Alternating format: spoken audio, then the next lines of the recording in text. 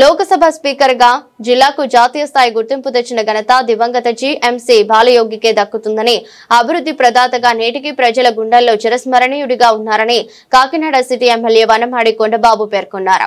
దివంగత బాలయోగి 74వ జయంతి వేడుకలు జిల్లా తెలుగుదేశం పార్టీ కార్యాలయం బాలయోగి సెంటర్ వద్ద విగ్రహానికి పూలమాల వేసి నివాళులర్పించారు.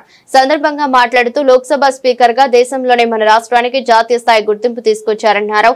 బాలయోగి జీవితాన్ని భావితరాలు ఆదర్శంగా తీసుకోవాలని జన్మభూమి అభివృద్ధి సంక్షేమ సంఘం అధ్యక్షులు బొడ్డు దేవరాజు మాట్లాడుతూ, సాధారణ వ్యక్తి నుంచి జాతీయ స్థాయిలో అత్యున్నత పదవికి ఎదిగిన లోక్సభ మాజీ స్పీకర్ దివంగత బాలయోగి అని అన్నారు. కార్యక్రమంలో కాకినాడ సిటీ అధ్యక్షులు మల్లిపూడి వీరు, తెలుగుదేశం నాయకులు నాగేశ్వరరావు, పోలిపల్లి జగన్ ఉన్నారు.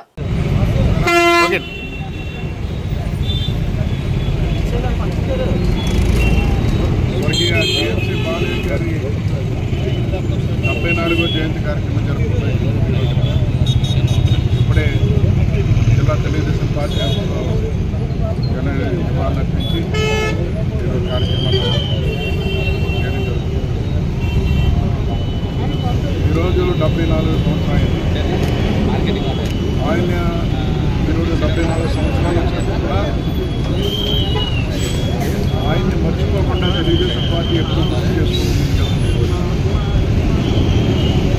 ప్రతి సంవత్సరం కూడా ఆయనకి ఘనమైన నివాళులర్పించి ఆయన యొక్క స్ఫూర్తిని భావితరాలు తెలిసినప్పుడు ప్రతి సంవత్సరం మాట్లాడుతున్నాం. ఆయన ఒక గొప్ప వ్యక్తి అండి. ఒక సామాన్య కుటుంబంలో జన్మించి ఆయన ఒక లాయర్గా పనిచేస్తూ తెలుగుదేశం పార్టీ వచ్చిన తర్వాత తమ రాజకీయాల్లోకి రావడం,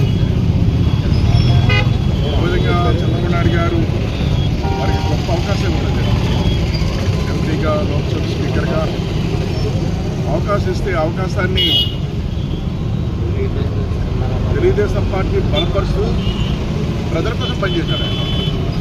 మన ఆశయాలన్నీ కూడా ప్రజలకి తెలుస్తాయిగా తెలిసిపోయే విధంగా కార్యక్రమాలు కూడా రూపొందించారు. ఆయన మరో స్పీకర్గా ఉంటూ కోనసీమకి మీ అందరూ తెలుసు. మన కోనసీమ ఆ రోజు ఇటు నుంచి యానం వెళ్ళిన తర్వాత అటు కోనసీమ వెళ్ళాలంటే రేవు దాటి వెళ్ళాలి, నావలు లాంచీలు ఎక్కాలి. పొద్దురు బయలుదేరితే సాయంత్రానికి వెళ్ళేవాడు అమలాపురం వెళ్ళాలండి. అటు ఏ గ్రామాలు వెళ్ళాలన్నా సాయంత్రం అయిపోయింది. అలాంటిది ఒక బిడ్డి నియమించాలని చెప్పి పట్టుదలగా బిడ్డి కట్టారు.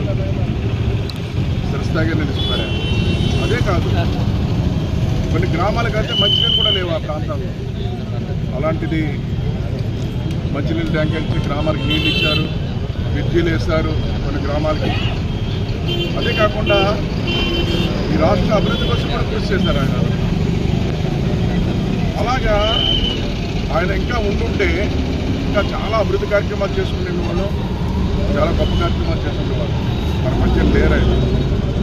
లేనప్పుడు కూడా ఆయన ఆశయాలు కానీ ఆలోచన విధానాలు కానీ తెలుగుదేశం పార్టీ ఎప్పుడూ మర్చిపోకుండా గుర్తు చేసుకుంటుంది. ఈ సందర్భంగా తెలియజేస్తున్నాం.